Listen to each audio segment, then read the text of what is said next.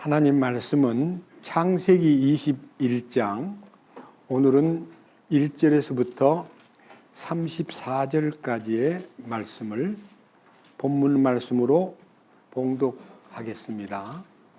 창세기 21장 1절입니다.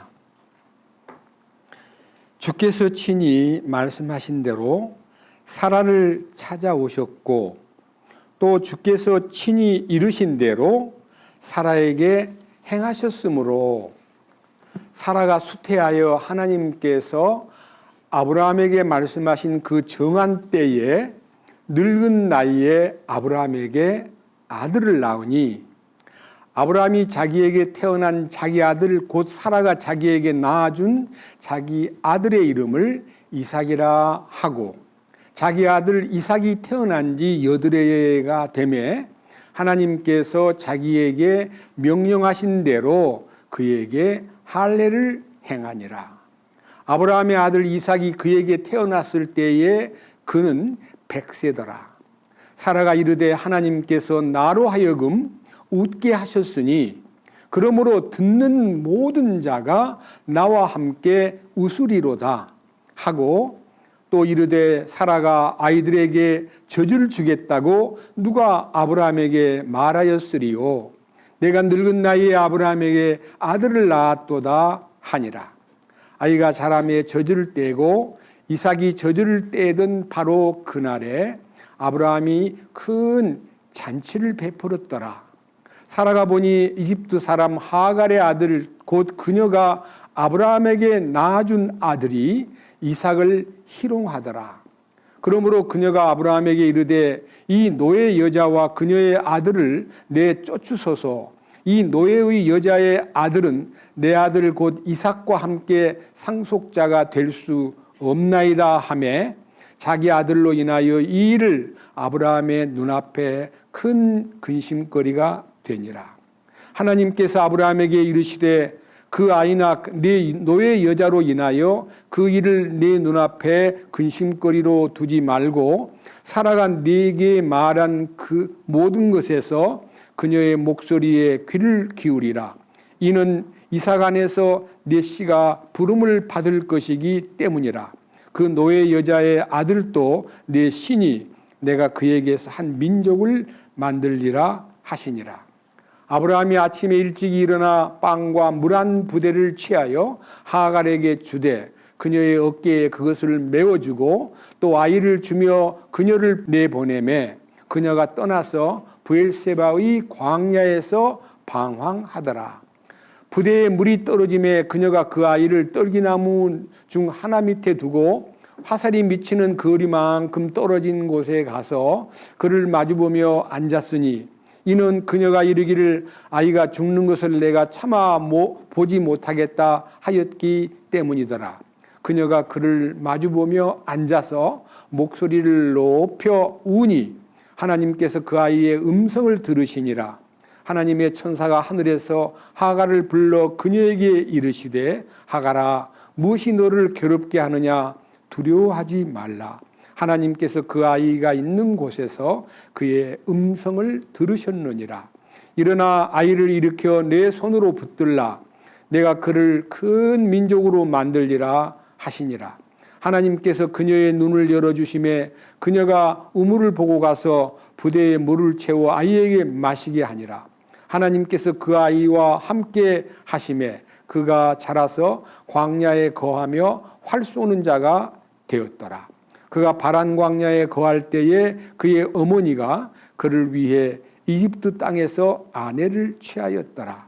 그때 아비멜렉과 그의 군대의 총대장 비골이 아브라함에게 말하여 이르되 네가 행하는 모든 일에서 하나님께서 너와 함께 하시는도다. 그런즉 이제 너는 나와 내 아들과 내 아들의 아들에게 거짓으로 행하지 아니하겠다고 여기에서 하나님을 두고 내게 맹세하라. 오직 내가 네게 베푼 친절을 따라 너도 나와 네가 머물러 온 땅에 베풀 것이니라 하니 아브라함이 이르되 내가 맹세하리라 하고 아비멜렉의 종들이 폭력으로 빼앗은 우물로 인하여 아브라함이 아비멜렉을 책망하며 아비멜렉이 이르되 누가 이 일을 행하였는지 나는 알지 못하노라. 너도 내게 그것을 고하지 아니하였고 나도 듣지 못하였으며 오늘에야 들었노라 하니라.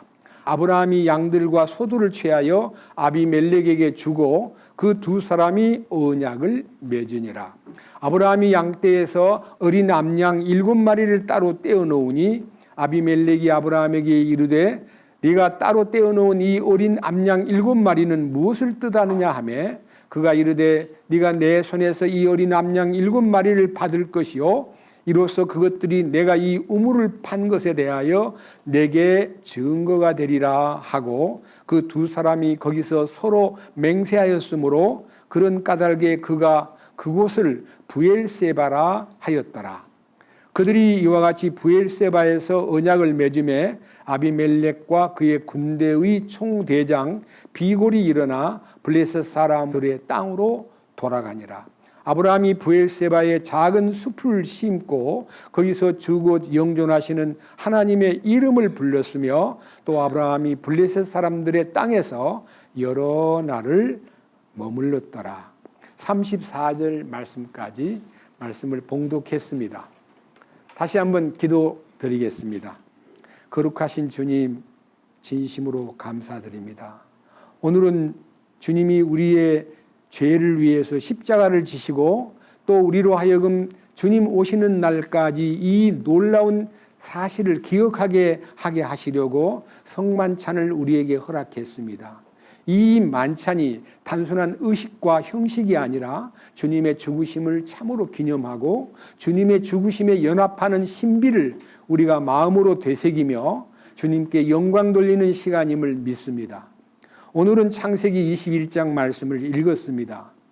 이 말씀 속에는 이삭의 출생에 관한 얘기가 있고 또 이 일 뒤에 따르는 여러 가지 일들을 통해서 주님께서 우리에게 이 말씀을 통해서 하늘의 교훈을 열어주시고 우리로 하여금 이 진리의 말씀을 통해서 새 힘을 얻고 주님께 영광을 돌리며 주님이 기뻐하는 삶을 살아낼 수 있도록 이끄시옵소서.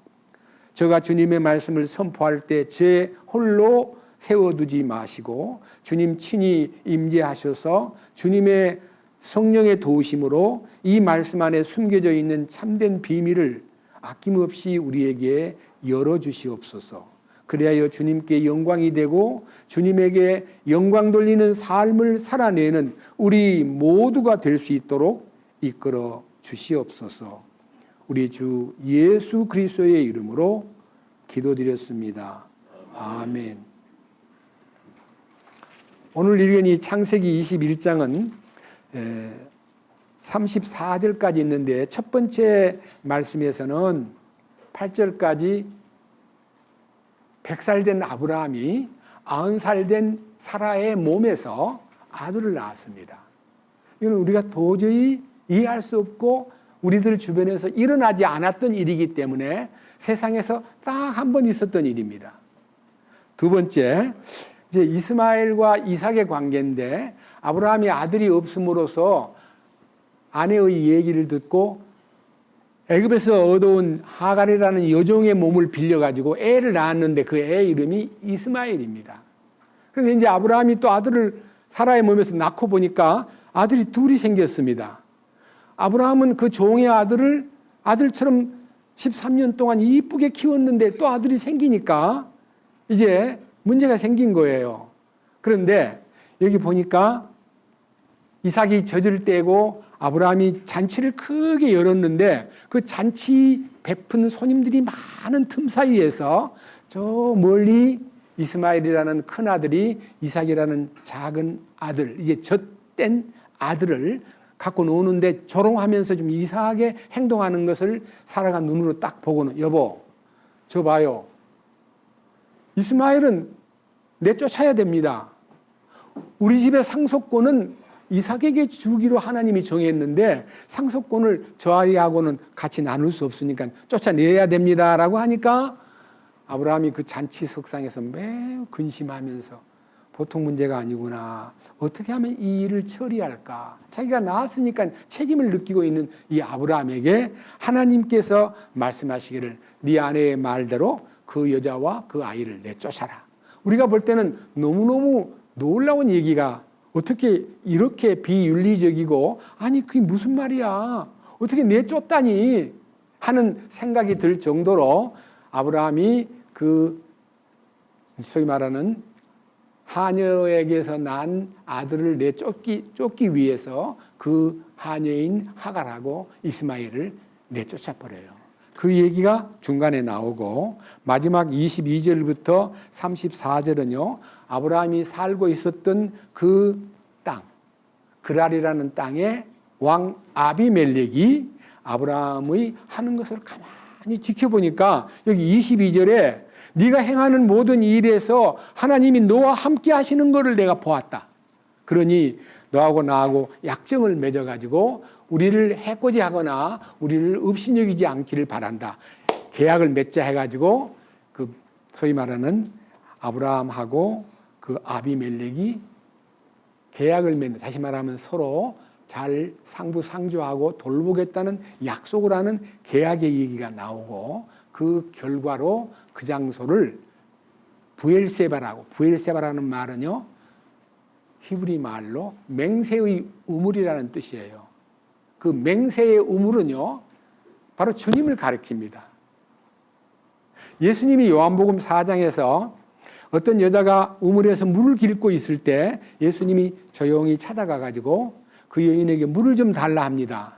물을 달라 그러니까 유대인들은 이 사마리아 사람하고 상종도 안 하고 같이 음식도 안 먹고 말도 안 하는 사이인데 갑자기 유대 남자가 사마리아 여자 자기 보고 물을 달라는 것을 보고는 너무너무 어이가 없으니까 대답하기를 아니 사마리아 여자하고 사마리아 사람하고 상종도 안 하는 유대인이 어떻게 물을 달라 하십니까? 다시 말하면 물을 줘도 안 먹을 텐데 왜 나를 보고 물을 달라 하십니까? 라고 하는 의아한 태도로 대답을 하니까 예수님이 그 여자에게 내가 너에게 물 달라 하는 이가 누구인 줄 알았더라면 네가 나에게 구했을 것이고 나는 너에게 생수를 주었으리라. 이 생수를 준다는 말을 듣고 여자가 깜짝 놀래가지고 아니 생수가 어디 있어요? 아니 어디서 길어 올려요? 아니 무슨 말이에요? 하니까 여자가 너무 이 어이가 없어가지고 예수님 하는 얘기가 무슨 환상적인 약간 좀 정신이 돈 사람 얘기같이 느껴져가지고 약간 비웃음을 하면서 생수를 어디서 구한다는 말입니까? 하고 말하니까 예수님이 네가 정말 생수가 먹고 싶거들랑 네 남편을 불러오라. 이 엉뚱한 얘기를 또 하시는 거예요. 그러니까 그 남편을 불러오라는 말을 들은 이 여자는 깜짝 놀랐어요. 왜냐하면 이 여자는 결혼을 5번 했어요. 그리고 실패했어요. 남자들하고 5번이나 헤어지고 6번째 지금 남편으로 맞이한 사람은 자기가 지금 첩으로 들어가 있어요. 그러니까 자기 남편이 아니에요. 인정을 못 받아요. 그래서 예수님이 그 여자가 나는 남편이 없습니다. 그렇게 말했을 때에 예수님께서 네 말이 맞다. 네게 남편 5명이 있었는데 지금 있는 남편은 네 남편이 아니니 네 남편이 없다는 말이 맞다. 이 남편이라는 말은요. 여자를 책임져주는 남편을 말하고 여자에게 사랑을 공급하는 하나의 이 인간의 몸으로 말하면 남편은 머리예요. 머리가 되는 남편은 예수님을 두고 한 말이에요. 여러분 우리의 이 머리가 우리 몸을 다 다스리잖아요. 제가 이렇게 얘기할 때 이렇게 제스처를 쓰는데 어떤 사람들이 여러분 저를 한번 눈여겨보십시오. 제가 안경 벗고 할게요. 자 얘기하고 있는데 갑자기 이러면 여러분 보기 제가 눈을 깜빡거리는 거 보고 정상이라고 봐요? 정상이 아니라고 봐요? 정상 아닌 행동을 자꾸 이렇게 껌뻑거리면요. 아유 이상한 사람이라고 느껴요. 그러면서 이상하게 말하는 것이 집중적으로 안 들리고요. 눈을 껌뻑껌뻑 하는 이상한 사람이다 하는 생각 때문에 모든 대화가 막혀요. 다시 말하면요. 머리가 몸을 지배할 때 아무 때나 껌뻑거리는 건 머리가 하는 일이 아니에요. 여러분 제가 껌뻑거리는 걸 분명히 하는데도 전혀 여러분이 눈치를 못 채고 있다는 말은 껌뻑거리는 눈이 바로 머리에 의해서 적당하게 껌뻑하니까 여러분들이 제가 껌뻑거리는 것을 별로 의식을 안 하는데 여러분도 마찬가지예요. 근데 이 하나님이 만드신 이 지체는요. 여러분들이 갑자기 이 얘기하는 뭐 눈만 껌뻑껌뻑 하는 게 아니라 갑자기 입을 이렇게 하면 또 어떻게 생각해요? 이상하다. 병신 같으네. 이렇게 해서 몸 안에 있는 모든 것이 나의 미적 감각과 나의 인간을 향한 여러 가지 신뢰를 몸이 다 표현을 하는데, 이 표현하는 머리는 정상적인 머리인가 아닌가를 충분히 설명해 주고 있습니다. 예수님이 인류의 머리라는 거예요. 근데 우리 인류가 그분의 몸에 붙어만 있으면은 아주 정상적인 하나님의 인격을 표현하는 몸이 되는데, 그에게 붙어 있지 않고 그의 머리가 마귀가 되어 있기 때문에 마귀가 시킨 대로 그냥 병신 같은 행동을 하면서도 그걸 모르고 사는 것이 인생의 슬픈 비극입니다. 저는요, 이 머리 대신 예수님에 대한 얘기가 제 마음에 크게 떠오르기 때문에 오늘 창세기 21장의 이삭의 출생은 예수 그리스도의 출생을 예언한 거와 똑같은, 이삭의 출생의 뒤에 숨어있는 얘기들을 다 따라가 보면요, 전부 다 예수 그리스도가 이 땅에 인류를 위해서 오실 것에 대한 예언이요, 그림자라는 것을 충분히 읽을 수가 있습니다. 자, 창세기 21장 1절을 읽겠습니다. 이 말씀만 읽으면 벌써요, 아유 무슨 뜻이야? 놀라운 얘기가 숨겨 있네. 그냥 모르고 읽었던 성경이요, 갑자기 눈이 번쩍 뜨이는 구절이 1절이에요. 뭐라 그랬습니까? 주께서, 옛날 우리가 읽었던 이 개역 성경에는 여호와께서라 돼 있어요. 여호와는 하나님의 이름입니다. 하나님은 스스로 계시는 존재자입니다. 그 하나님의 이름을 함부로 부르지 않는 것이 유대 민족의, 하나님의 이름을 어떻게 함부로 불러요? 여러분 자식이 아버지 이름을 함부로 부르는 게 아니잖아요. 그래서 성경 번역자들이 감히 하나님 여호와를 함부로 부르면 안 된다 그래가지고 여호와라는 단어를 전부 다 로드라고 하는, 주님이라고 하는 단어로 바꿨어요. 그렇기 때문에 여기 주자를 특별히 고직체로 써놨지요. 예, 그냥 보통 글자가 아니고요, 고직체로 쓴 이 주자는 여호와를 얘기하는 거예요. 여호와께서 뭐라 그래요? 친히 말씀하신 대로 사라를 찾아오셨고, 사라를 뭐하러 찾아오셨어요? 자, 그것에 의문을 둬야 돼요. 찾아오셔? 하나님이 왜 말씀하신 대로 사라를 왜 찾아오셨어? 그다음 또 주께서 친히 이르신 대로 사라에게 행하셨으므로, 두 가지예요. 찾아오신 하나님, 행하신 하나님, 무슨 일을 하신 거예요. 이게 여러분 무엇을 얘기할까요?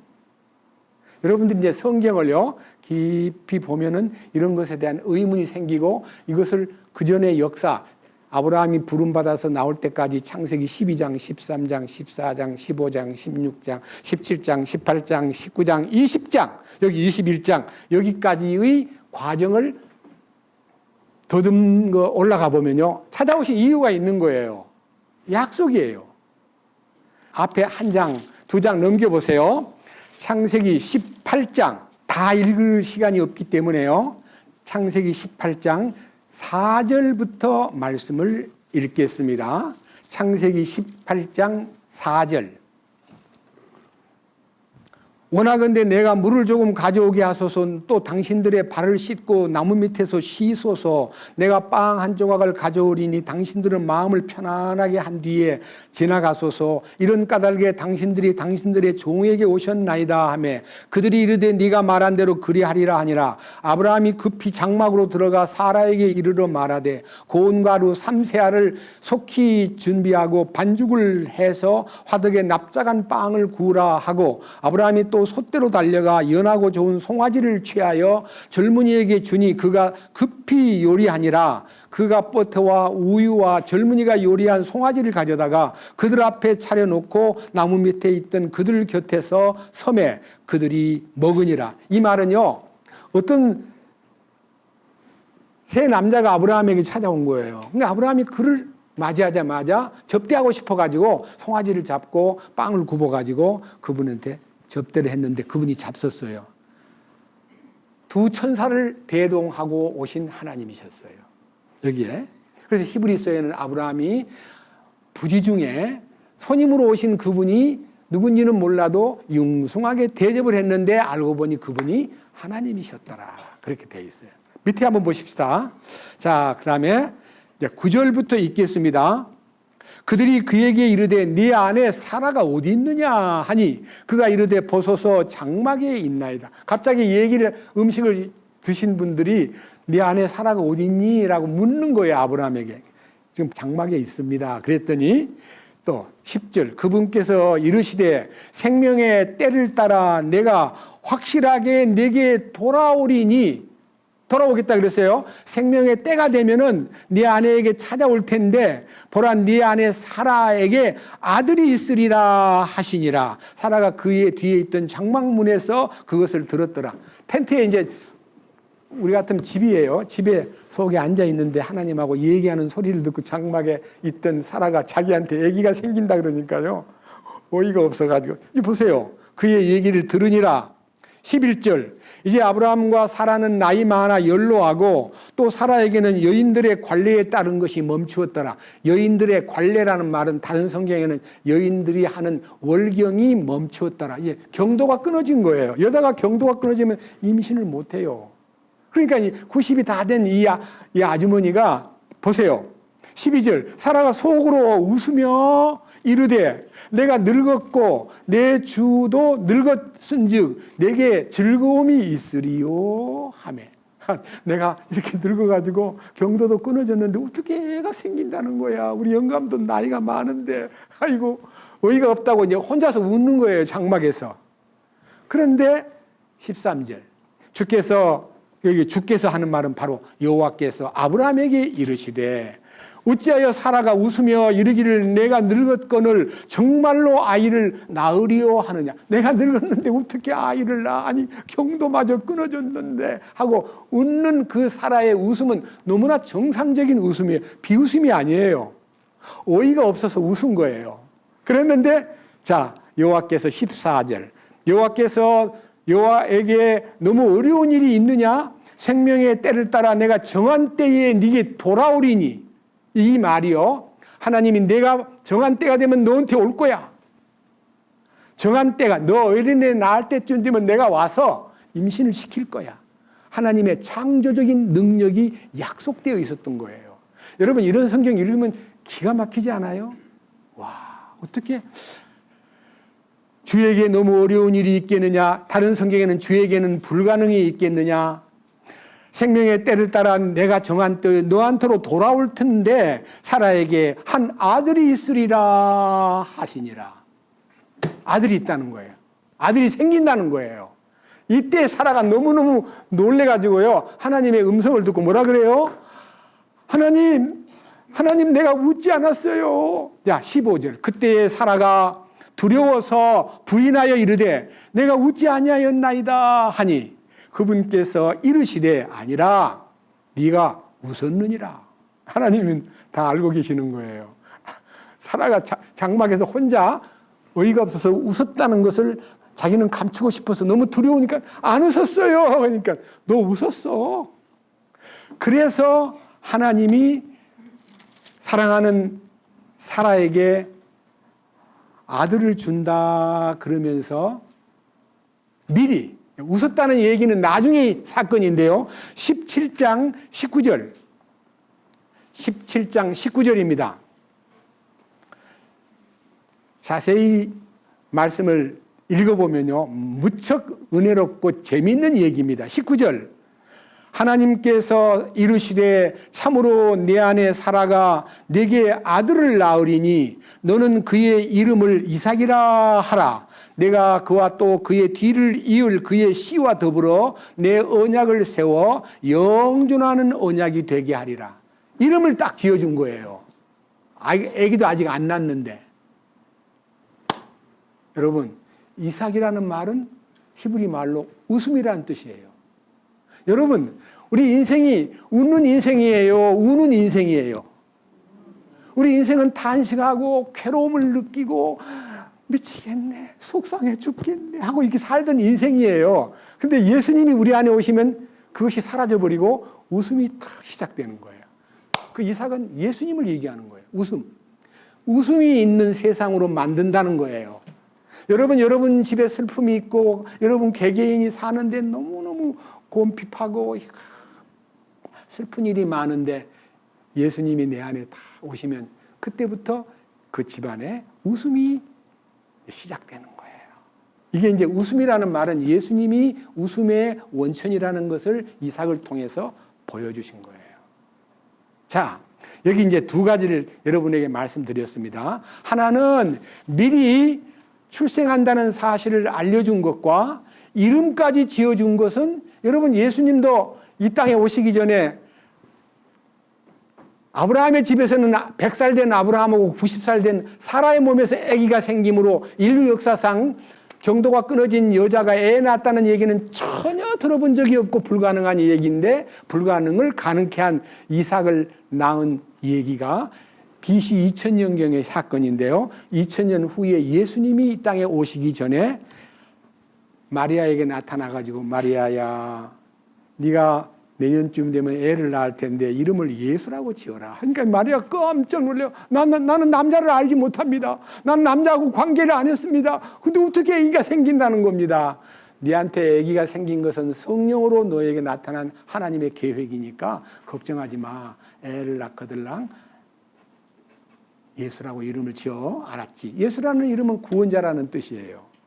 그런데 가브리엘 천사를 보내가지고 미리 통보를 해줌과 동시에 이름까지 지어준 거를 보면 이삭과 예수님의 출생에는 상당히 유사점이 있고 미리 알려준 것과 그 다음에 불가능한 상태에서 여자가 아이를 낳은 것과 이름까지 지어준 것을 보면 공통점이 있는 거예요. 그거를 통해서 이제 이삭과 예수님과의 관계에서 어떤 것이 공통점인가를 여러 방향에서 이제 말씀을 통해 찾아보니까 많더라고요. 저는 여러분들 앞에 오늘 왜 제목을 뭐라고 썼냐면 이삭의 하나님과 성자 예수 그리스도. 여러분 성경에요. 하나님이 이삭의 하나님이라고 하는 것이 여러 번 나오는데요. 자, 출애굽기 3장을 보겠습니다. 출애굽기 3장에 하나님이 어떤 하나님인가를 이 출애굽기 3장에서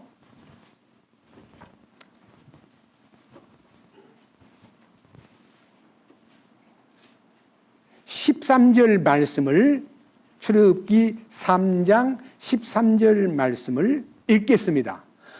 모세가 하나님께 아뢰되 보소서 내가 이스라엘 자손에게 가서 그들에게 말하기를 너희 조상들의 하나님께서 나를 너희에게 보내셨느니라 하면 그들이 내게 말하기를 그분의 이름이 무엇이냐 하리니 내가 무엇이라고 그들에게 말하리이까. 모세를 하나님이 불러가지고 너 이스라엘 민족을 그 이집트 땅에서 끄집어내. 내가 도와줄 테니까. 그러니까 그 말을 들은 이 모세는 알았습니다. 명령대로 하겠습니다가 아니라 하나님 이스라엘 민족한테 가서 하나님이 너희들을 다 데리고 나오라고 나에게 명령했는데 그 하나님을 내가 그 하나님에게 보내심을 받았다 그러면 그들이 묻기를 그 하나님 이름이 뭐냐고 물으면 제가 하나님 이름을 대야 안 되겠습니까 하고 하나님의 이름이 알고 싶어가지고 이름을 물으니까 하나님의 이름이 14절에 나와요. 여기에 하나님께서 모세에게 이르시되 나는 곧 스스로 있는 자니라 하시고 또 이르시되 너는 이스라엘 자손에게 이같이 말하기를 스스로 계신 이께서 나를 너희에게 보내셨느니라 하라. 여기에 스스로 계신이라는 말은 우리가 원문에 표현된 내용을 이제 영어로 번역하면요. 지금 여기 스스로 계신이라는 말로 번역을 했는데 영어로 표시하면요. 대문자로 I am that I am.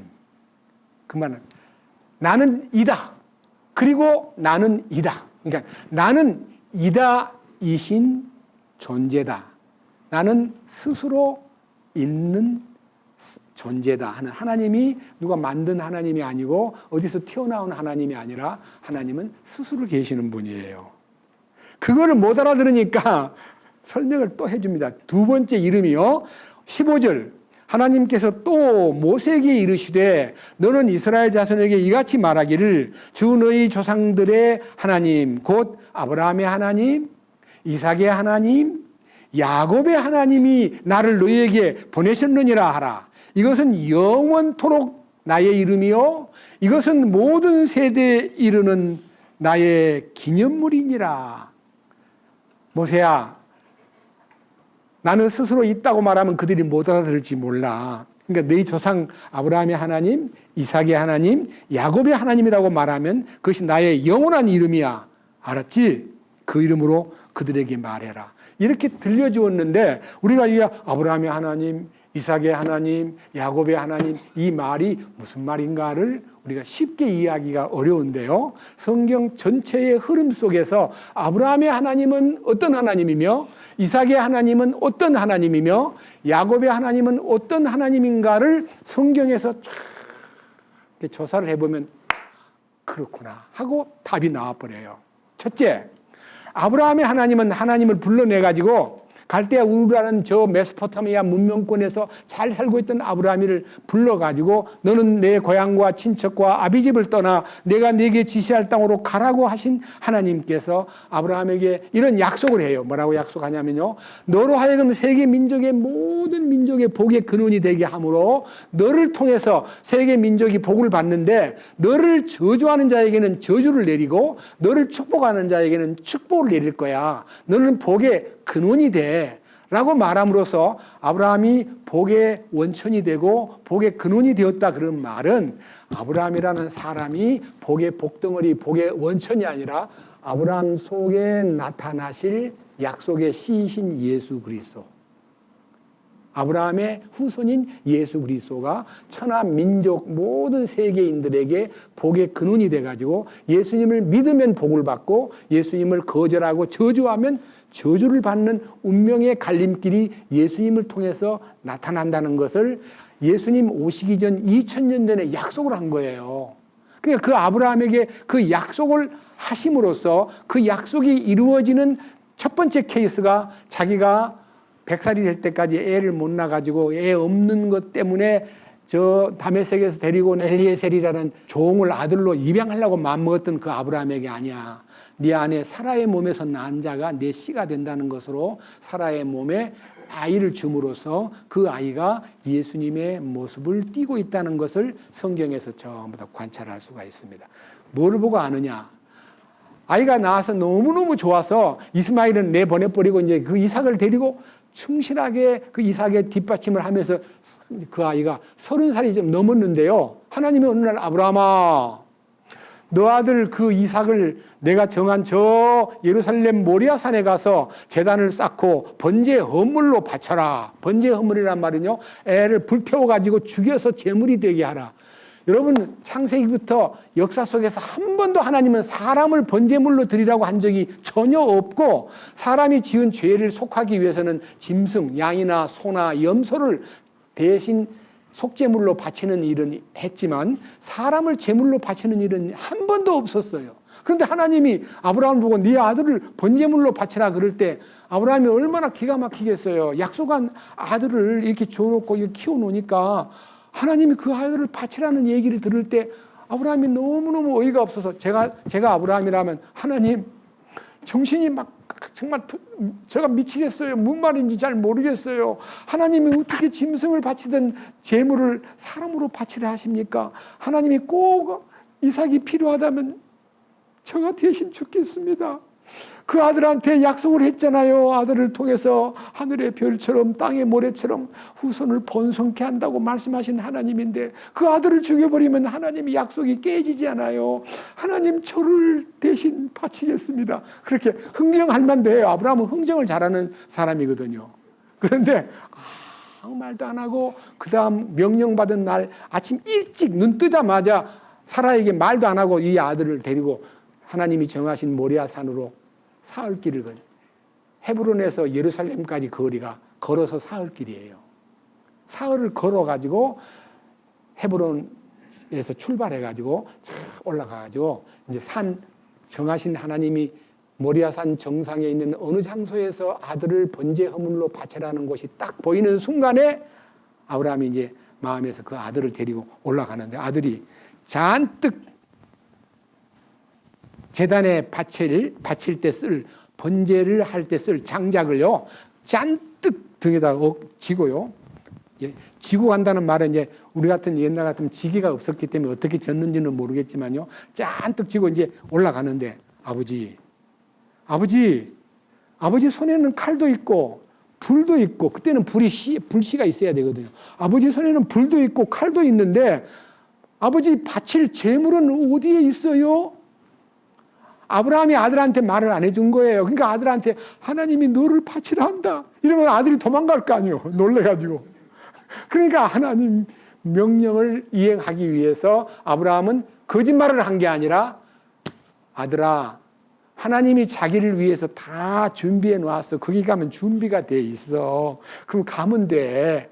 그러니까 아들이 알았어요 하고 이제 올라간 거예요. 올라가가지고 이제 나무를 베껴가지고 단을 만들고, 그 단은요, 소위 말하는 한 사람을 불태우는데 충분한 나무여야 되니까 나무가 굉장히 많은 거예요. 그 나무를 딱 얹어놓고 그 다음에 아들을 또 끌어오더니 아버지가 뒤에서 밧줄을 쫙 꺼내가지고 아들을 묶는 거예요. 그러니까 아들이요, 전혀 반대를 안 하고, 아버지 이거 무슨 일이에요? 하나님이 준비해 놓은 재물이 있다던데 왜 나를 잡으려고 그러세요? 하고 반항을 해야 하는데 반항을 전혀 안 해요. 그래 아들을 안에다가 딱 올려놓고 칼을 뽑아가지고 이제 그 재물을 바칠 때는 반드시 피를 쏟고 불태워야지 그냥 산채로 불태우는 거 아니에요. 칼을 들어가지고 목을 따려고 탁 마지막 행동을 하려고 할 때 하나님께서 아브라함아 네 아들에게 손대지 마라. 내가 네 마음 다 알았어. 너 알았어 손대지 마. 아브라함이 네 시옵니까? 너 뒤에 그 쳐다봐. 숲풀 속에 바로 그 언덕에 숲 속에 순양 한 마리가 딱 뿔이 걸려 있는 거예요. 그걸로 대신 바쳐. 그래서 아브라함은 그 아들을 끄집어내고 그 뒤에 걸려 있는 순양을 데려다가 제물을 삼고 하나님께 번제 헌물을 드린 얘기가 창세기 22장에 있거든요. 다음 주일날 할 거예요. 근데 그 중에 한 장면만 보겠습니다. 자, 창세기 22장 9절부터 읽습니다.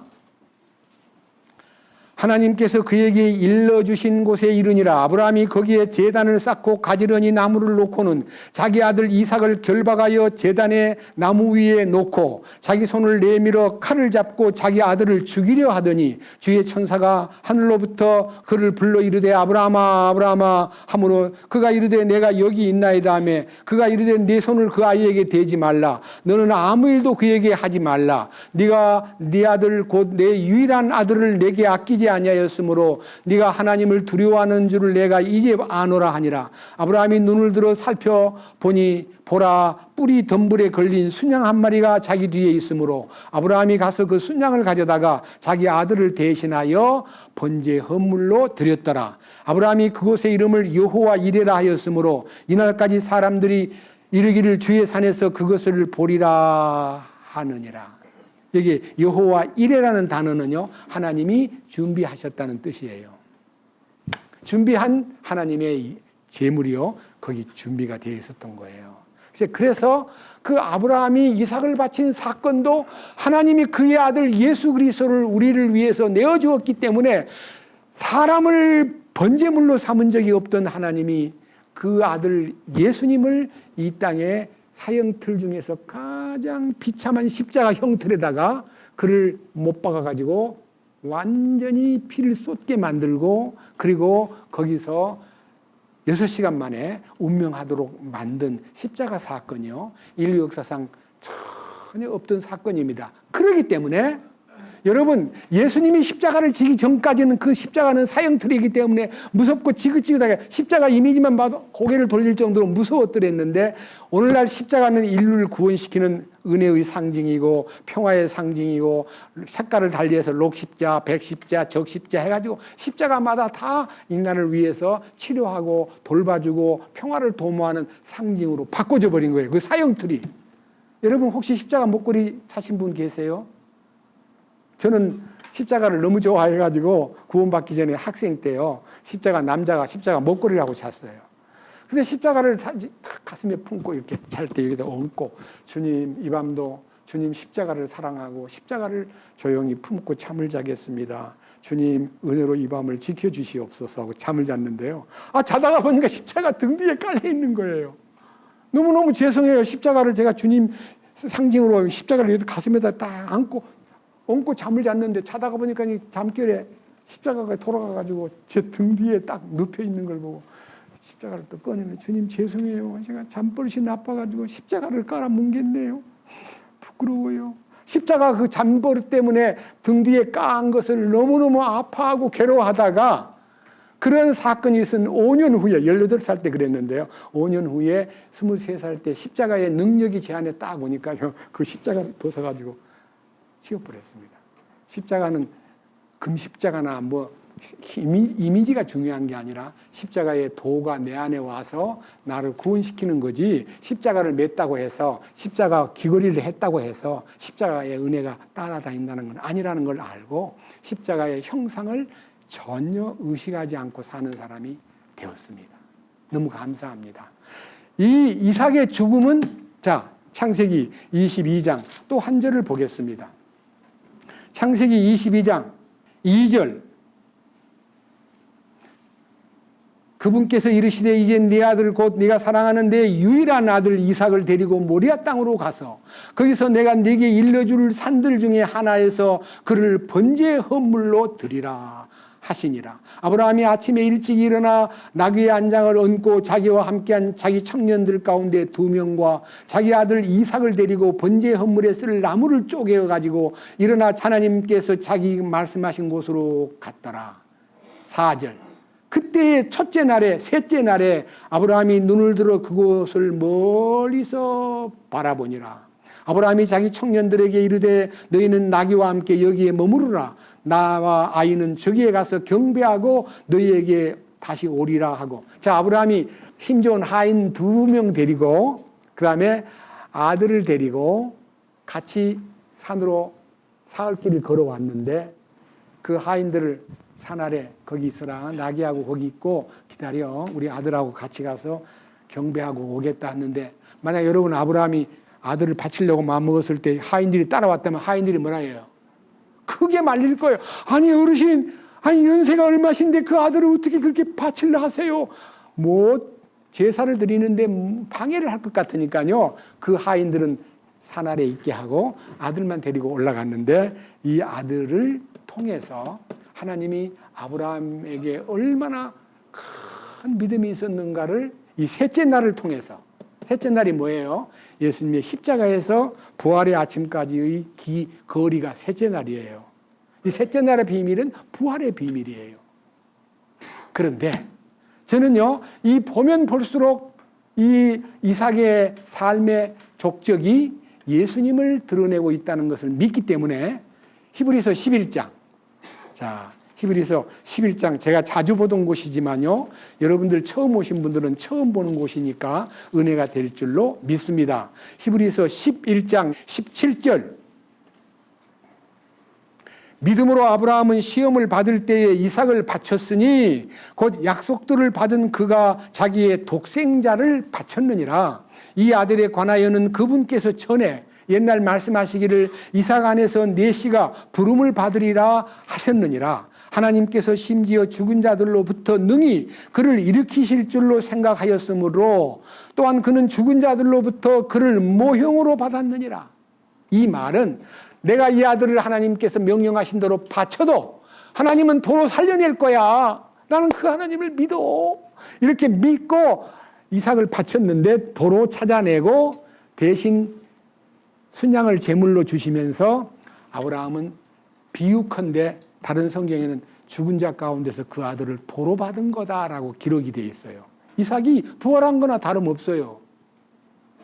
죽은 걸로 간주했는데 하나님 도로 살려낸다는 것을 믿었기 때문에 그 아브라함은 부활을 믿고 그 아들을 제물로 바쳤더라는 겁니다. 그런데 하나님은 그 당시 손 못 대게 하고 그 아들을 구출시키고 대신 제물을 주었는데 히브리서 기자가 성령의 감동을 입고 아브라함은 죽은 자 가운데서 그 아들을 도로 받은 거나 다름없는 사건이었다. 이렇게 기록이 되어 있어요. 아브라함은 부활을 믿은 거예요. 그러니까 이삭을 통해서 나타난 모든 기록들이요 전부 다 예수님을 증거하는 거예요. 이삭이 제물로 바친 장소가 어디예요? 예루살렘. 그 예루살렘 그 바친 바위가 여러분 이삭을 제물로 바친 그 바위가 예루살렘 성전의 중앙에 딱 들어있어요. 그러니까 예수님이 성전이에요. 예수님 성전이 아니에요. 요한복음 2장에 이 성전을 헐라 내가 사흘 동안에 일으키마 그랬더니 아니 이 성전 지을 때 46년이나 걸렸는데 당신이 뭐 사흘 동안에 일으킨다고 저런 엉터리가 어딨나 하고 빌라도 앞에 예수님의 죄를 물을 때 성전을 헐고 사흘에 짓는다는 사기 말을 이상한 말을 한 사람입니다. 죽여주세요 하고 예수님을 성전에 헐고 사흘에 세운다는 제목을 들어가지고 사형 판결에 넘겼고 십자가 밑에서 많은 유대인들이 성전을 헐고 사흘에 짓는다고 했잖아. 사흘에 지으라고 그렇게 비웃었는데 예수님이 사흘 만에 부활하신 후에야 제자들이 그 하신 말씀을 믿고 우리 주님이 성전이셨구나. 그래서 한 알의 밀알이 땅에 떨어져 죽지 아니하면 한 알 그대로 있고 죽으면 많은 열매를 맺느니라 했는데 그 성전이신 주님의 죽음의 결과로 맺어진 열매가 여러분들이 다 성전이에요. 저도 그 중에 성전. 너희가 하나님의 성전인 것과 하나님의 성령이 너희 안에 거하시는 줄을 알지 못하느냐. 너희는 값을 주고 산 몸이니라 하는 우리들이 성전이에요. 성전 아니에요. 예수님 오신 때까지는 건물 성전이 성전이었는데 예수님이 십자가를 지신 후부터는 건물 성전은 무너져버리고 건물 성전 대신 이 내 마음 성전 삼고 주께서 계시네. 제가 지금 목이 좀 쉬었습니다. 용서해 주십시오. 우리를 성전 삼고 주님이 우리 안에 거처를 정하셨다는 것입니다. 이런 모든 것이 이삭의 일생 동안 조명이 되기 때문에 이삭의 하나님은 성자 예수님을 말하고 아브라함의 하나님은 성부 하나님, 약속의 하나님, 그 약속을 다 이루시는 약속의 하나님이 아브라함의 하나님이고 그 약속을 모두 다 이루시고 십자가에서 마지막 운명하실 때에 하나님의 약속을 뭐라 그랬어요? 다 이루었다 하신 그 예수님이 우리의 하나님이십니다. 여러분 예수님이 하나님이라는 말을요. 아니 예수님이 하나님은 한 분이고 예수님은 아들인데 왜 예수님이 하나님이라 그래? 하나님 아들이라 그래야지. 말이 안 돼 하고 상당히 많은 사람들이 헷갈려요. 예수님이 아들인데 왜 하나님이냐고. 요한복음 1장 예수님이 하나님이라는 증거를 여러분 앞에 올리겠습니다. 요한복음 1장 14절 1장 1절에는 처음에 말씀이 계셨고 이 말씀이 하나님과 함께 계셨으며 말씀은 하나님이셨더라. 말씀은 하나님이셨더라. 14절 말씀이신 하나님이 육신이 되어 우리 가운데 거하심에 우리가 그분의 영광을 보니 아버지의 독생하신 분의 영광이요 은혜와 진리가 충만하더라.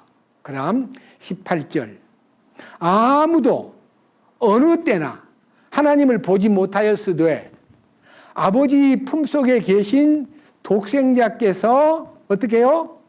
그분을 하나님이 어떤 분인가를 예수님을 통해서 밝히 드러내셨어요. 그러니까요, 성부 하나님은 말씀하신 하나님이고 성자 하나님은 이루신 하나님이고 이제 마지막 성령 하나님, 야곱의 하나님. 여러분 야곱은요 뱃속에서부터 싸움을 했어요. 태중에 있을 때부터. 그 싸움이 뭐예요? 생존의 싸움이에요. 그 싸움이 뭐예요? 창자가 되고 싶어서 막 발꿈치를 잡고 나왔어. 나올 때도요 아기가 어떻게 형 발꿈치를 잡고 나와요? 이거 이상하지 않아요? 얼마나 어린애 마음에 간절하길래 뱃속에서부터 형 먼저 나간다고 내가 나가야 할 텐데 왜 네가 나가 하고 발을 잡아버린 거예요. 그 발꿈치를 잡았다는 뜻으로 이름이 야곱이에요. 야곱, 발꿈치를 잡은 자. 그런데 하나님께서 이 야곱이 장자의 명분을 중간 돌이치기 하고 형으로부터 미움을 받아가지고 죽이려고 그러니까 부모님이 바단 아람으로 피신을 보냈는데요. 그 바단 아람에 가서 7년 동안 거기서 훈련을 되게 받고 그 다음에 이제 떠나는데 그 떠날 때에 하나님이 이 야곱을 굉장히 20년 동안 훈련을 받았는데도 불안한 거예요. 우리 형이 지금 20년이 지났지만 내게 대해서 기분이 안 좋을 것 같은데 우리 형이 어떤 태도를 취할까?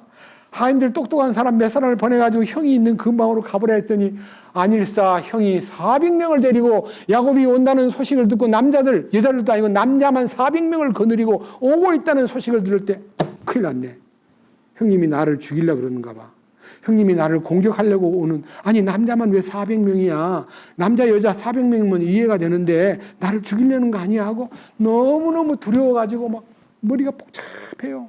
선물 공세도 하고 때를 두 때로 나누기도 하고 많은 작전을 벌였지만 마음이 안심이 안 되니까 야복강가에 이르렀을 때 식구들을 전부 다 강 건너 짐승과 모든 아내와 자식들을 건너놓고 혼자 강가에 남아가지고 하나님, 제가 불안해서 못 견디겠습니다. 저를 책임져 주세요. 저는 어떻게 할 수 없습니다. 형의 공격을 제가 어떻게 이겨요? 주여, 저를 도와주세요 하고 막 간절히 기도를 하니까 혼자 남아가지고 하니까요. 갑자기 천사가 탁 나타났어요. 나타나니까 그냥 덥석 천사를 붙잡고 책임져 주세요. 도와주세요. 너무너무 강하게 붙잡으니까 천사가 새벽쯤 돼가지고 놔라 안 놔줘요. 막 자꾸 절대로 못 놔요. 책임을 져주세요. 제가 지금 죽게 생겼어요 하고 막 때를 쓰니까요. 그 천사가 야곱의 환도를 탁 때리니까 환도가 위골되면서 천사를 놓은 거예요. 천사가 풀려났어요. 이름이 뭐야? 예. 이제 소위 말하는 이제 환도가 위골되면 걷지를 못해요. 지팡이 없이는. 그런데 예, 야곱입니다. 오늘부터 네 이름을 고쳐. 야곱이라 하지 말고 이스라엘이라고 하라. 갑자기 이름이요, 이스라엘이라는 단어는요, 하나님과 겨루어서 이겼다는 뜻이에요. 여러분, 이스라엘을 그냥 예사롭게 보지 마세요. 야곱이 야복강가에서 천사와 씨름했는데 그 천사가 아침에 눈을 뜨고 딱 생각해 보니까 어젯밤에 나와 씨름하던 분은 천사가 아니고 하나님이셨구나. 하나님의 얼굴을 보고도 안 죽은 걸 보니 하나님이 나를 너무너무 사랑하시는구나. 그래, 너무나 감사해 하고 그 하나님과 씨름한 그 장소의 이름을 분이엘이라고 이름을 딱 지었어요. 분이엘. 분이라는 말은 얼굴이란 뜻이고 엘은 하나님이에요. 어젯밤에 내가 하나님의 얼굴을 보고도 하나님이 나를 안 죽인 걸 보니까 나를 사랑하시나 봐. 하나님의 얼굴하고 분이엘이라는 이름을 지었는데요. 그 분이엘에서 야곱이 이스라엘로 바뀐 거예요. 여러분, 그것이 뭐예요? 여러분, 그 얘기가 뭐 옛날 얘기 같지, 뭐 씨름하다가 뭐 환도가 위골되고 뭐 이름이 바꿔지고 그건 뭐 야곱의 어떤 뭐 사건이겠지. 저와 여러분의 사건이에요. 주님께서 친히 사실은 우리가 주님을 이긴 게 아니고 주님이 우리를 이긴 거예요.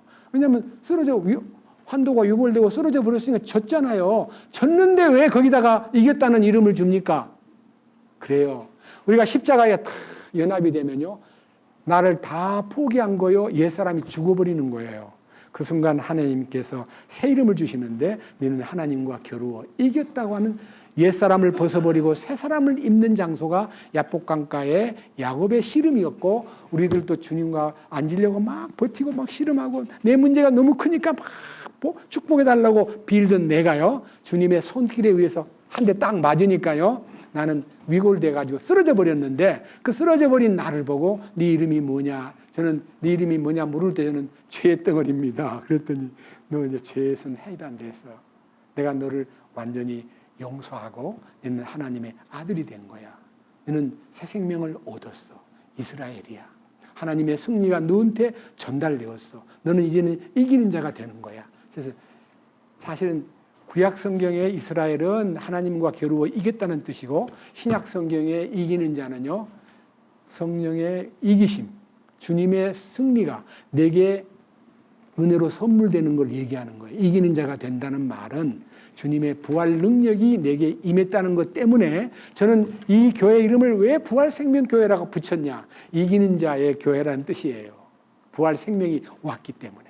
그리고 나의 옛 생명, 아담 안에 있는 더러운 생명이 사라지고 주의 생명이 내게 보장이 되어서 이기는 자로 살아갈 수 있도록 이름을 바꿔준 주님의 은총을 야복강가의 야곱의 경험처럼 우리가 그 경험을 너무너무 소중하게 받아들인 것이 부활 생명이에요. 그래서 이 야곱의 일생이 완전히 하나님의 손길에 의해서 다룸을 받고, 자, 그날 밤 이제 천사를 본 줄 알았더니 아침에 눈을 뜨고 보니까 하나님을 뵌 거예요. 이날 너무너무 감격해서 어젯밤에 내가 하나님과 밤새도록 씨름을 했는데 하나님이 나를 안 죽이고 이렇게 살려준 걸 보니까 하나님 보고는 다 못 산다는데 나는 이렇게 산 걸 보니까 하나님의 은총이 나와 같이 계시는구나 하고, 알았습니다, 감사합니다 하고 이제 용기를 내가지고 형이 있는 곳으로 지팡이를 의지해가지고, 여러분 그냥 걸어가야 될 사람이요, 갑자기 하체가 이제 위골되면 못 걷잖아요. 지팡이를 의지해가지고요 형님한테요 이렇게 간 거예요. 여러분 자존심 때문에 그렇게 못 가요. 형이 지금 기다리고 있는데 20년 만에 만난 형 앞에 남자같이 떳떳하게 만나야 자신이 있는데 병신같이 가면 형님 나를 무시할 것 같으니까 못 가요. 근데 그냥 그렇게 병신같이 가가지고 지팡이를 떡 내려놓고 형 앞에 불편한 몸으로 7번 절을 해요. 형 앞에 하면서 하는 말이, 형님을 배우니 하나님 배운 것 같습니다. 형님이 깜짝 놀란 거예요. 야곱이 20년 만에 그렇게 당당하고 막 축복을 빼앗아가지고 도망가던 놈이 20년 만에 만났는데 완전히 낮아져가지고 자기 앞에 7번 절을 하더니 형님 얼굴을 보니 하나님 얼굴을 뵌 것 같아요. 그랬더니 형님이요 감동을 먹어버린 거예요. 그렇습니다. 하나님을 만나가지고 문제가 풀리면 모든 사람이 원수도 누구같이 보여요? 하나님처럼 보이는 거예요. 그러면 문제가 풀려버려요. 그 이삭이 그렇게 하고 있는 야곱의 그 겸손과 그 하나님을 뵌 얼굴을 뵌 그 순간에 변화된 그 말소리를 듣고 에서가 감동을 먹고 그 이삭을 품으면서 막 더 많이 눈물을 흘리면서, 잘 왔다, 내가 너를 고향까지 데리고 갈게 하니까, 형님 애들도 많고 또 짐승들도 새끼도 있고 시험시험 쉬어가면서 갈 테니까 형님은 따로 가시고 저는 속으로는 뭐냐면요, 형님의 인도를 안 받고요 하나님의 인도를 받겠습니다는 말을 못 해가지고 핑계를 대기를, 애들도 많고 어리고 짐승도 많고 새끼도 있고 그러니까 쉬어가면서 시험시험 갈 테니까 형님 먼저 가세요 하고 형을 돌려보내고 야곱과 에서가 화해하는 장면이 성경에 나와요. 그래서 야곱의 하나님은 어떤 하나님이냐? 훈련시키는 성령님이에요. 성령님. 아시겠죠? 예수님을 통해서 다 이루신 그 십자가의 은총과 부활의 능력과 놀라운 권위를 성령에게 맡겨가지고 그 성령이 지금 2000년 동안 이 인류를 구원시키는 역사의 현장에 지금 때가 어느 때예요? 성령의 때예요. 성령은 뭐 하셔요? 우리를 훈련시켜요. 어떻게? 하나님 앞에 합당한 인물로 우리를 하나님 닮은 아들을 만들기 위해서 똑같으리 하는 우리를 주님과 똑같은 거룩한 생명체로 훈련시키는 과정이 지금 우리 교회 생활이고 우리가 야곱의 생활이에요. 그러니까 아브라함의 하나님은 성부 하나님, 이삭의 하나님은 성자 예수님, 그 다음에 야곱의 하나님은 성령 하나님을 여기 다 실어놓고 이것이 나의 대대의 칭호고 기념 이름이다. 기념해야 될 이름이다. 그래서 아브라함의 하나님은 약속을 통해서 말씀하신 하나님, 그 다음에 이삭의 하나님은 그 약속을 다 이루시고 완성하신 성취자 예수님, 성자 예수님, 그리고 성령 하나님은 예수님이 이루신 것을 하나님 말씀에 근거해가지고 이렇게 성경을 기록해요. 성경이 뭐예요? 성령의 감동하심을 입은 사람들이 하나님께 받아서 써놓은 글이기 때문에 1.1백도 오차가 없고 시행착오가 없고 거짓말이 없는 거예요. 너무너무 놀라운 거예요. 저는 이 성경을 하나님이 인간에게 선물로 주었다는 것이요, 처음엔 몰랐는데 날이 가면 갈수록 제가 성경을 접한 시간은 제 일생에서, 제 개인의 일생에서 15살 때부터 성경을 읽기 시작했으니까요, 지금까지 제 생애 속에서 거의 67년 가까이 성경을 가까이 하면서 이 성경을 읽고 지금도 하루도 안 빠지고 성경과 씨름을 하면서 하루도 성경을 안 보면 잠이 안 올 정도로요. 성경을 보고 있는데요. 이렇게 위대한 하나님의 말씀이 우리 인류에게 선물로 주어진 것이요. 성령님의 선물이에요. 성령님의 선물. 그래서 성령님에게 의지해야 이 말씀이 기록된 내용과 배경을 성령님이 직접 쓰게 했기 때문에 성령의 감동하심을 입은 사람들이 하나님께 받아서 말한 거니까 성령님 이거 무슨 뜻이에요? 잘 이해가 안 가네요 하고 성령님에게 여쭈면요. 그 성령께서 말씀을 열어주셔요. 제가 지금 오늘 여러분 앞에 이 얘기하는 거 반도 이 얘기를 안 했는데 너무너무 놀라운 하나님의 경륜이 이 말씀 속에 담겨 있고 이 이삭의 출생 속에 예수님의 탄생의 비밀이 열려 있다는 것 때문에 제가 흥분이 막 되는 거예요. 야, 이렇게 놀라운 기록이 세상에 어디 있느냐. 이런 기록이 하나님 말씀이 하나도 빠짐없이 계획대로 실행되고 말씀하신 대로 성취가 되고 그 성취된 내용을 인간의 방법으로 아니 4,000년 전 아브라함의 얘기가 어떻게 지금 내가 여기서 확인할 수 있어요. 성경의 기록만 봐도요. 하나님께서 이렇게 약속하신 대로 이삭을 통해서 이루셨고 이렇게 이루신 내용이 성령님을 통해서 기록이 되었고 기록된 말씀이 이렇게 내게 전달됨으로써 내가 과장되게 믿는 거 아니에요. 그대로 믿는데 이렇게 기쁨이 있고 감사가 있고 자신이 있고 여러분 앞에 이것을 자신 있게 전할 수 있다는 것은 너무너무 놀라운 축복이라고 아니할 수가 없는 것입니다. 여러분들은 아브라함의 하나님, 이삭의 하나님, 야곱의 하나님 그 세 하나님에 대한 아까 다시 읽었던 출애굽기 3장 다시 보고 확인하겠습니다. 출애굽기 3장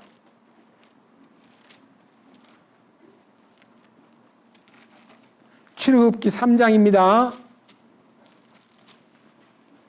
15절 하나님께서 또 모세에게 이르시되 너는 이스라엘 자손에게 이같이 말하기를 주 너희 조상들의 하나님 곧 아브라함의 하나님, 이삭의 하나님, 야곱의 하나님이 나를 너희에게 보내셨느니라 하라. 이것은 영원토록 나의 이름이요 이것은 모든 세대에 이르는 나의 기념물이니라. 모든 세대, 아브라함 이후에 모든 역사가 끝날 때까지 모든 세대 속에 나의 기념 이름이니라. 나의 기념물. 하나님을 기념하는 아브라함의 하나님은 약속의 하나님, 이삭의 하나님은 말씀을 이루신 성자 예수님, 야곱의 하나님은 성령 하나님, 우리를 위해서 역사하시는 우리에게 감동을 주고 감화를 주고 변화시키고 하나님을 알게 만드는 놀라운 성령님 감사합니다. 하나님 감사합니다. 그 다음 보십시오.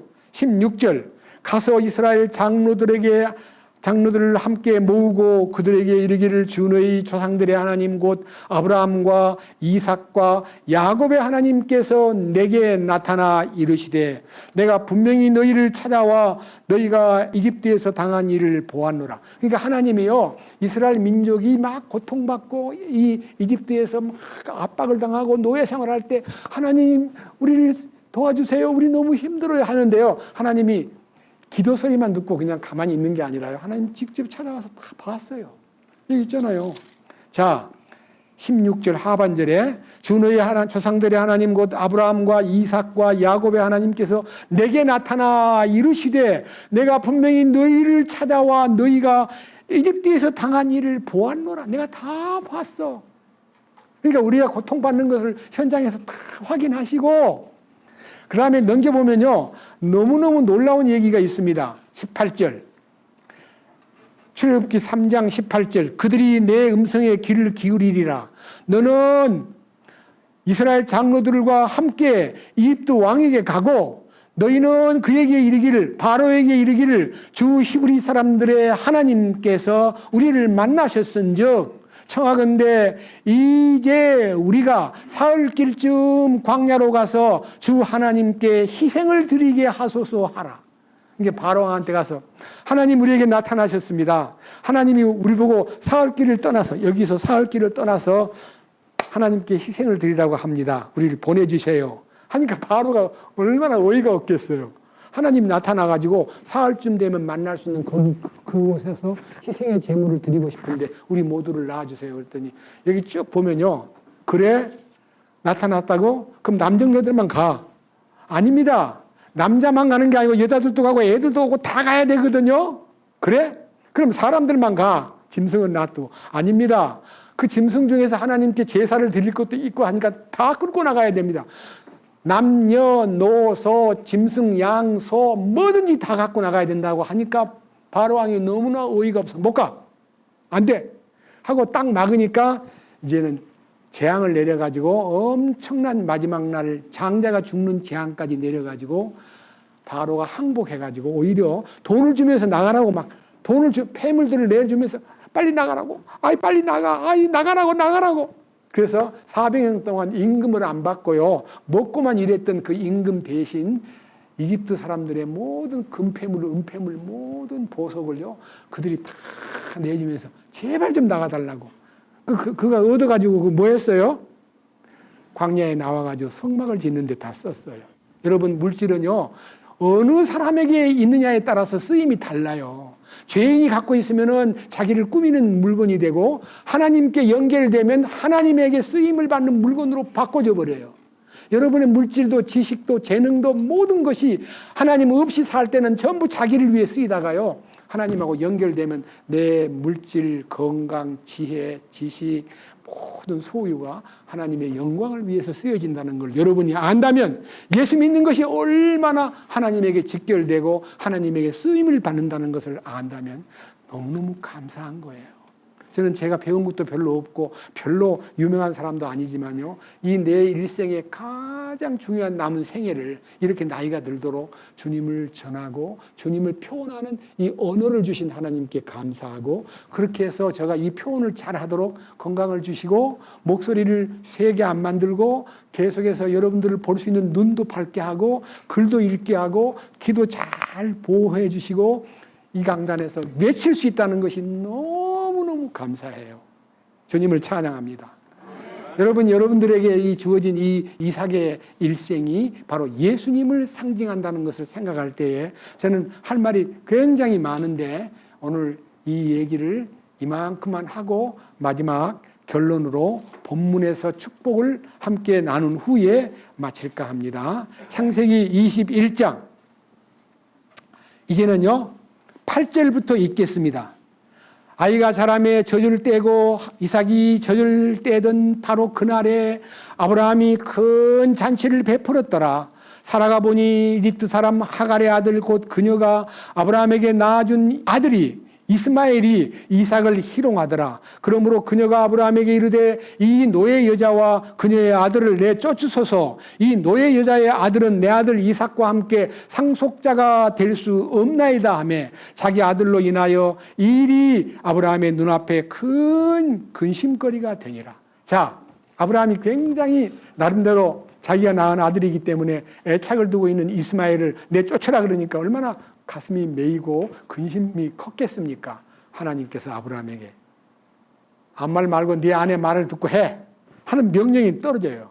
보세요. 12절 하나님께서 아브라함에게 이르시되 그 아이나 너의 여자로 인하여 그 일을 내 눈앞에 근심거리로 두지 말고 사라가 내게 말한 모든 것에서 그녀의 목소리에 귀를 기울이라. 이는 이삭 안에서 내 씨가 부름을 받을 것이기 때문이라. 그 노예 여자의 아들도 내시니 내가 그에게 한 민족을 만들리라 하시니라. 그 후에 아브라함이 그 아내와 그 이스마엘을 내쫓아버립니다. 집에서 내쫓아버려요. 자, 이 사건이 주는 의미가 오늘 우리 시대에 예수님이 오시기 전 2000년 전이니까 우리 시대에서 4000년 전에 일어난 아브라함 가정의 이 사건이 우리 시대에 무엇을 의미하는가, 무엇과 관계가 있는가 하는 것을 성경에서 여러분 앞에 소개해드리겠습니다. 갈라디아서 4장 21절입니다. 갈라디아서 4장 21절 내게 말하라. 율법 아래에 있고자 하는 자들아 너희가 율법을 듣지 아니하느냐. 기록된 바 아브라함에게 두 아들이 있었는데 하나는 노예 여종에게서 낳고 다른 하나는 자유로운 여자에게서 낳다 하였느니라. 아브라함의 아들이 둘이 있는데 노예 여자인 하갈을 통해서 난 이스마엘하고 사라라는 본부인에게서 난 이삭이라는 이 두 아들이 있는데 이 아들이 어떤 것을 의미하느냐 하면은 이게 성경에서 성령께서 해석해 준 거예요. 제가 해석하는 거 아니에요. 들어보세요. 자, 23절. 그러나 노예 여자에게서 난 자는 육체를 따라 났고 자유로운 여자에게서는 난 자는 약속으로 말미암았느니라. 그러니까요, 노예 여자에게서 난 이스마엘은 아브라함이 육신적인 판단에 의해서 자기가 알아서 만든 아들이고, 이삭은 하나님의 계획과 약속에 의해서 난 아들이기 때문에 종류가 달라. 그러니까요, 육체를 따라 난 것은 아담 안의 운명을 말하고 성령을 따라 난 것은 예수님 안에 이루어진 새 역사를 말하는 거예요. 그러니까 새 역사를 이룰 사람은 이삭이고, 육신을 따라 난 사람은 아무리 똑똑하고 막 영리하고 힘있고 많은 것이 있어도 하나님이 노라고 거절하는 거예요. 이 밑에 보세요.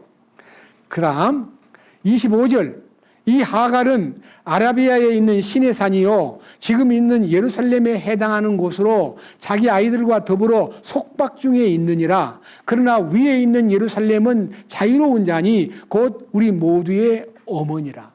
자, 여기요, 한 사람 하갈은, 여기 사우디아라비아가요 지금 여러분 아랍 세계에서 가장 대표적인 나라예요. 사우디가 이 소위 말하는 소위 말하는 무슬림의 총본부가 사우디에 다 있어요. 사우디 메카라는 곳에. 그리고 모든 회교도들이요 엄청 숫자가 많아요. 아프리카에도 많고 동남아시아에도 많고 그 중동에 다 둘러있는 그들이요 하루에 5번씩 기도를 하는데, 어떻게 기도를 하냐면요, 나침판을 딱 열어가지고 메카가 있는 곳으로 나침판을 딱 이렇게 맞춰 놓으면요, 그 나침판이 맞추어진 나침판의 궤도를 따라서 카펫을 깔아요. 그 카펫에 무릎을 꿇고 메카를 향해서 5번 기도를 해요. 그 기도가요, 지금 계속 시간이 되면 하루에 5차례 메카를 바라보고 기도를 해요. 그것이 뭐예요? 율법을 따라 난 믿음. 그러니까요, 인간이 무엇을 해야 된다고 느끼는 것이 육체를 따라 난 믿음은 그렇게 함으로써 하나님이 기뻐하실까를 따지는 교회가 소위 말하는 무슬림이고 모든 종교들이에요. 그런데 우리는 그렇게 해야 돼요, 안 해야 돼요? 성경에 보니까 다니엘도 하루에 3번씩 예루살렘을 향해서 기도했다던데 우리도 그렇게 해야 안 되는가? 우리는요, 하나님이 예루살렘에만 계시는 게 아니라 천지에 충만하신 분이에요. 어디든지 계세요. 무소부재하신 분이에요. 그리고 그분은 전능하신 분이에요. 우리가 꼭 그렇게 해야만 알아보는 게 아니라요, 하나님을 향하는 마음이요 우리 마음속에 완전히 열려 있어요. 자, 그 다음 보십시오. 그래서 26절에 그러나 위에 있는 예루살렘은 자유로운 자니 곧 우리 모두의 어머니라. 진정으로 믿음의 모체는 자유자다. 진리를 알지니 진리가 너희를 자유롭게 하리라는 자유를 우리에게 허락했기 때문에 그 자유를 가지고 육체의 기회를 삼지 말고 사랑으로 서로 종노릇하라. 우리가요, 딴 거는 다 자유롭게 할 수 있지만요, 서로에게 섬기는 자가 되는 것을 최종적인 명령으로 주신 거예요. 신앙생활은 종노릇하는 거예요. 제가 여기 서가지고 지금 여러분을 명령하고 여러분에게 크게 소리 지르는 것은 섬기는 마음으로 한 것이지, 추워도 제가 여러분 앞에 군림하려고 이렇게 소리 지르는 거 아닙니다. 저는 대장이 아닙니다. 여러분들은 평신도고 저는 목사가 아닙니다. 우리 모두가 다 평신도라는 말은 가짜 용어고요, 주 앞에 왕과 같은 제사장들입니다. 여러분도 제사장, 저도 제사장. 저는 뭐예요? 섬기는 제사장입니다. 여러분은 섬기는 종입니다. 밑에 보십시오. 28절. 형제들아, 이제 우리는 이삭과 같이 약속의 아이들이니라. 약속의 자식이다. 약속. 하나님의 약속, 성부의 약속이 예수님을 통해서 이루어졌는데 그 약속이 이루어진 예수님을 통해서 하나님의 약속이 내 속에 이루어진 것을 감사하게 생각하고, 그 다음, 자, 29절. 그러나 그때는 육체를 따라 태어난 자가 성령을 따라 태어난 자를 핍박한 것 같이 지금도 그러하도다. 그러니까요, 하갈의 아들 이스마엘이 이삭을 조롱하고 핍박한 것 같이 지금도 육체를 따라 난 자가 힘이 더 세 보이고 하나님을 믿는 사람은 힘이 없게 보이는 거예요, 세상에서 볼 때에. 그러나 우리는 조금도 두려워하지 않습니다. 왜? 주님이 계시니까. 그 다음 보십시오. 30절. 그럼에도 불구하고 성경 기록이 뭐라고 말하느냐? 성경의 창세기 우리가 아까 읽었잖아요. 뭐라고 말하더냐? 노예 여자와 그녀의 아들을 내쫓아라. 노예 여자의 아들은 자유로운 여자의 아들과 함께 상속자가 되지 못하리라. 여러분, 상속권은 뭐를 말해요? 제가 지난 수요일 날에도 상속권에 대한 축복을 선포했는데, 상속은 뭘 상속한다는 거예요? 하나님의 왕국을 상속한다는 겁니다. 여러분, 지금 세상은 누구의 왕국이에요? 사탄의 왕국이에요. 세상에 많은 나라가 있고 많은 왕이 있고 많은 대통령이 있고 통치자가 있지만 전부 다 그 위에는 누가 있냐? 마귀가 인간을 지배하고 그 인간들이 세상을 만들어가지고 정치제도, 사회제도, 환경, 문화, 예술 각 분야를 지배하고 있습니다. 그런데 어느 날 주님이 나타납니다. 약속하신 주 예수 그리스도께서 이 땅에 나타납니다. 그때 이 땅에 살던 모든 사람들이 자기의 소유, 권리, 정치 권력, 많은 땅을 막 자기 이름으로 막 수만 평을 등기를 해놨는데 그분이 딱 나타나니까 임자가 나타난 걸 딱 알게 그들이 알아요. 저분이 임자구나. 우리는 저분한테 한 푼도 세금도 안 내고 그분한테 전혀 감사하지도 않고 다 내 건 줄 알았더니 아이고 임자가 나타났네 가지고 그 땅 소유든 정치 권력이든 모든 거를 그 앞에 내놔요. 저절로 굴복하는 하나님의 권능이 재림하실 때 나타나요. 아시겠어요? 부동산이고 뭐 정치 권력이고 뭐 장관이고 뭐 국회의원이고 지금 큰 소리치고 권력 잡았다고 막 떠드는 사람들이요. 주님이 만왕의 왕으로 탁 나타날 때 그걸 다 그 주인을 보는 순간에 내놓고요. 그분 앞에 무릎을 꿇어요. 그럼 구원받는 거 아니에요. 그냥 굴복해요. 권력을 다 내놓는데요. 계시록 6장에서부터 19장까지 이 지구에 주님이 오시기 바로 직전에 대환란을 통해서 이 지구의 인구의 절반 이상이 죽습니다. 그리고 남은 자가 사는데 제가 성경을 놓고 분석해 보면요. 누가 죽냐면요. 서울 같은 데는 다 죽어요. 왜? 대도시고 공격의 대상이에요. 여러분 공격 미사일을 ICBM을 쏠 때요. 어디다가 쏠라 그래요? 대구에다 쏠라 그래요? 서울에다 쏠라 그래요? 예, 1차 대구, 서울, 2차 부산, 3차 대구 이렇게 대도시에 쏘아요. 그러면요. 피해를 덜 입을 곳이 어디예요? 저 시골 무주 구촌동 같은데. 그러니까요. 하나님을 안 믿고 살려면요. 참 울릉도나 저 아주 총구석에 살면은 죄를 덜 지어요. 이 호화로운 서울에 왜 살아야 해? 돈이 돌고 유흥장이 많고 좋아할 사람들도 많고 만나는 사람마다 다 흥청망청하는 곳이 대도시 흥성한 곳이에요. 왜 소돔 고모라에 롯이 소돔 고모라 안으로 왜 들어갔어요? 농사나 짓고 잘만 하면 될 텐데 뭐하러 그 도시로 들어가요? 즐기려고 들어가는 거예요. 그래서 세상에 빠져서 사탄의 활락과 사탄의 쾌락에 물든 사람은 심판 때 다 죽어요. 그리고 그냥 죽어서 끝나는 게 아니고 다시 부활시켜가지고 요한계시록 20장에 그의 혼이 그와 결합이 돼서 영원한 지옥에서 불못에 들어가는 슬픈 심판이 마지막에 있어요. 여러분 예수 믿고 이렇게 은혜 받고 말씀 안에 산다는 건 너무너무 행운이에요. 그냥 교회나 왔다 갔다 하고 시간 메꾸는 게 아니라 그분과의 관계를 맺고 그분의 이끄심을 받는다는 게 뭐라고 되어 있냐 보세요. 29절 그러나 그때 육체를 따라 태어난 자가 성령을 따라 태어난 자를 핍박한 것 같이 지금도 그러하도다. 그럼에도 불구하고 성경 기록이 뭐라고 말하느냐. 너의 여자와 그녀의 아들을 내쫓으라. 너의 여자의 아들은 자유로운 여자의 아들과 함께 상속자가 되지 못하리라 하느니라. 그런즉 형제들아 이처럼 우리는 노예 여자의 아이가 아니요 자유로운 자의 아이니라. 자유로운 자의 아이라는 말은 예수 그리스도의 은혜로 태어난 새 생명의 그룹이고 세상에 사는 사람들이 아무리 잘난 척하고 똑똑한 척하고 많이 있어도 육체를 따라 난 자들은요 주님 오시는 날 그들은 다 굴복하게 되고 망하게 되는 거예요.